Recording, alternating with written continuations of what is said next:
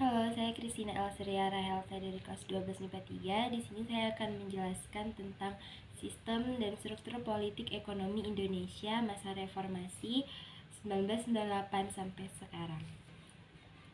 Adapun topik pembelajaran kita yaitu yang pertama masa akhir Orde Baru, yang kedua perkembangan politik dan ekonomi, yang ketiga perkembangan ilmu pengetahuan dan teknologi yang ada di Indonesia. Masa akhir Orde Baru. 1. Krisis moneter, politik, hukum, dan kepercayaan. Krisis moneter yang melanda Thailand pada awal Juli 1997 merupakan permulaan peristiwa yang mengguncang nilai tukar mata uang negara-negara di Asia, seperti Malaysia, Filipina, Korea, dan Indonesia. Rupiah yang berada pada posisi nilai tukar 2.500 per US dollar terus mengalami kemerosotan.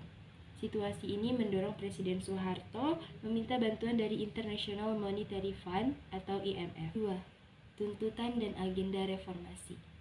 Reformasi adalah gerakan untuk mengubah bentuk atau perilaku suatu tatanan karena tatanan tersebut tidak lagi disukai atau tidak sesuai dengan kebutuhan zaman, baik karena tidak efisien maupun tidak bersih dan tidak demokratis. Reformasi atau mati. B. Perkembangan politik dan ekonomi.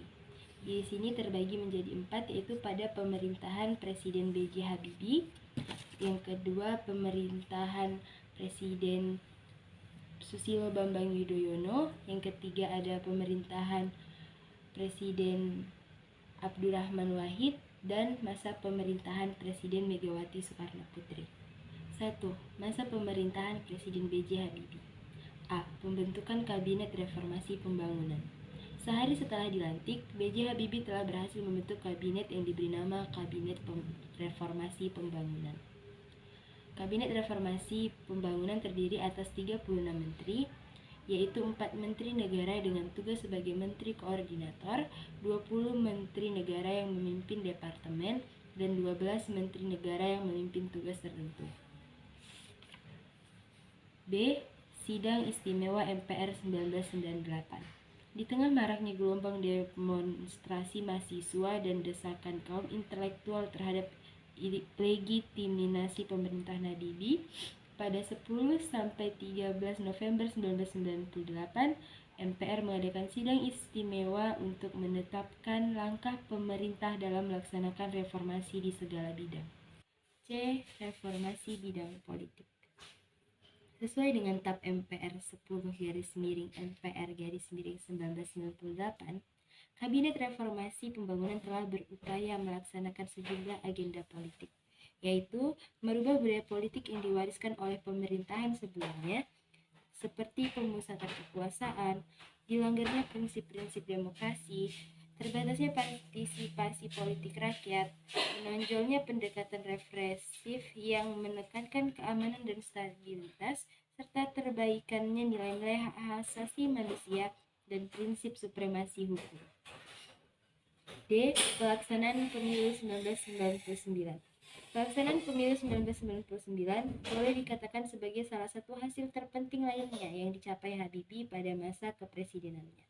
Pemilu 1999 adalah penyelenggaraan pemilu multipartai yang diikuti oleh 48 partai politik.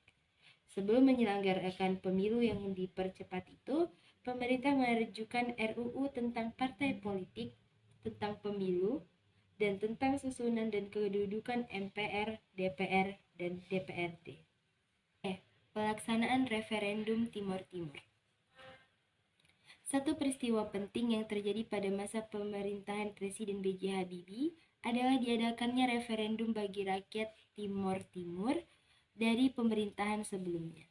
Harus diakui bahwa integrasi Timor Timur atau Tim-Tim ke wilayah RI tahun 1975 yang dikukuhkan oleh TAP MPR nomor 6/M7PR/1978 atas kemauan sebagian warga Timor Timur tidak pernah mendapat pengakuan internasional.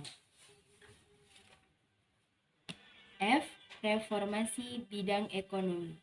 Sesuai dengan TAP MPR tentang pokok-pokok reformasi yang menetapkan 2 arah kebijakan pokok di bidang ekonomi, yaitu penanggulangan krisis ekonomi dengan sasaran terkendalinya nilai rupiah dan tersedianya kebutuhan bahan pokok dan obat-obatan dengan harga terjangkau, serta berputarnya roda perekonomian nasional dan pelaksanaan reformasi ekonomi. G. Reformasi bidang hukum. Sesuai TAP MPR nomor 10/MPR/1998, reformasi di bidang hukum diarahkan untuk menanggulangi krisis dan melaksanakan agenda reformasi di bidang hukum yang sekaligus dimaksudkan untuk menunjang upaya reformasi di bidang ekonomi, politik, sosial, dan juga budaya. 2. Masa pemerintahan Presiden Abdurrahman Wahid. A. Reformasi bidang hukum dan pemerintahan. Pada masa pemerintahan Abdurrahman Wahid, MPR melakukan amandemen terhadap UUD 1945 pada tanggal 18 Agustus 2000. Amandemen tersebut berkaitan dengan susunan pemerintahan Negara Kesatuan Republik Indonesia yang terdiri atas pemerintahan pusat, provinsi, kabupaten, dan kota. 3. Masa pemerintahan Presiden Megawati Soekarno Putri. A. Reformasi bidang hukum dan pemerintahan. Pada masa pemerintahan Presiden Megawati, MPR kembali melakukan amandemen terhadap UUD 1945 pada tanggal 10 November 2001. Amandemen tersebut meliputi penegasan Indonesia sebagai negara hukum dan kedaulatan berada di tangan rakyat. B. Reformasi bidang ekonomi. Krisis ekonomi yang melanda Indonesia sejak 1998 belum dapat dilalui oleh dua presiden sebelum Megawati, sehingga pemerintahannya mewarisi berbagai persoalan ekonomi yang harus dituntaskan. Masalah ekonomi yang kompleks dan saling berkaitan menuntut perhatian pemerintah untuk memulihkan situasi ekonomi guna memperbaiki kehidupan rakyat. C. Masalah disintegrasi dan kedaulatan wilayah. Pemerataan ekonomi di seluruh wilayah Indonesia merupakan salah satu pekerjaan rumah pemerintahan Presiden Megawati.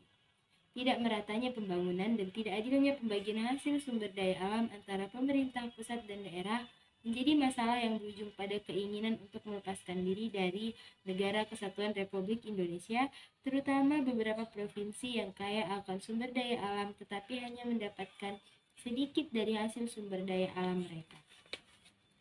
D. Desentralisasi politik dan keuangan. Terkait hubungan pemerintah pusat dan daerah, pemerintahan Presiden Megawati berupaya untuk melanjutkan kebijakan otonomi daerah yang telah dirintis sejak tahun 1999, seiring dengan dikeluarkannya UU Nomor 2 Tahun 1999 tentang perimbangan keuangan pusat daerah. E. Upaya pemberantasan KKN. Kendati berhasil melakukan berbagai pencapaian di bidang ekonomi dan politik, terutama dalam menghasilkan produk undang-undang mengenai pelaksanaan otonomi daerah, pemerintahan Presiden Megawati belum berhasil melakukan penegakan hukum atau law enforcement. F. Pelaksanaan pemilu 2004. Pemilu tahun 2004 merupakan pemilu pertama di mana untuk pertama kalinya masyarakat pemilik hak suara dapat memilih wakil rakyat mereka di tingkat pusat dan daerah secara langsung. 4. Masa pemerintahan Presiden Susilo Bambang Yudhoyono. A. Upaya untuk meningkatkan kesejahteraan masyarakat. Sejak krisis yang dialami bangsa pada tahun 1998, kondisi perekonomian masyarakat Indonesia belum pulih. Upaya pengentasan kemiskinan yang juga pernah dicanangkan oleh presiden sebelumnya masih belum terlaksana sepenuhnya. Kondisi ini diperparah dengan terjadinya sejumlah bencana alam, terutama tragedi tsunami di Aceh yang merenggut banyak korban dengan kerugian material yang sangat besar. B. Reformasi di bidang politik dan upaya menjaga kesolidan pemerintahan. Pemerintahan yang solid berpengaruh terhadap kelancaran jalannya program-program pemerintah, sehingga upaya untuk menjaga kesolidan pemerintahan menjadi salah satu faktor penting keberhasilan program pemerintah. C. Upaya untuk menyelesaikan konflik dalam negeri. Selain berupaya untuk menjaga kedaulatan wilayah dari ancaman luar, upaya internal yang dilakukan pemerintah untuk menjaga kedaulatan wilayah adalah mencegah terjadinya disintegrasi di wilayah konflik. B. Pelaksanaan Pemilu 2009. Berbagai pencapaian pada pemerintahan Presiden Susilo Bambang Yudhoyono meningkatkan popularitas dan kepercayaan masyarakat kepadanya. E. Euforia berdemokrasi, demokrasi masa reformasi. Reformasi 1998 yang menumbangkan pemerintahan Orde Baru memberikan ruang seluas-luasnya bagi perubahan sistem dan penerapan demokrasi di Indonesia. C. Perkembangan ilmu, pengetahuan, dan teknologi di Indonesia. Perkembangan sebuah bangsa sangat dipengaruhi oleh perkembangan ilmu, pengetahuan, dan teknologi di negara tersebut.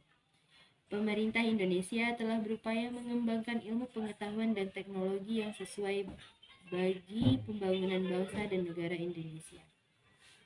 Hal tersebut terlihat dari kebijakan yang dikeluarkan oleh pemerintah dalam mengembangkan ilmu pengetahuan melalui pendirian lembaga-lembaga penelitian dan pendidikan yang dilakukan oleh pemerintah maupun pihak swasta. Baiklah, sekian penjelasan singkat dari saya. Bila ada kurang dan salah saya mohon maaf. Saya ucapkan sekian dan terima kasih.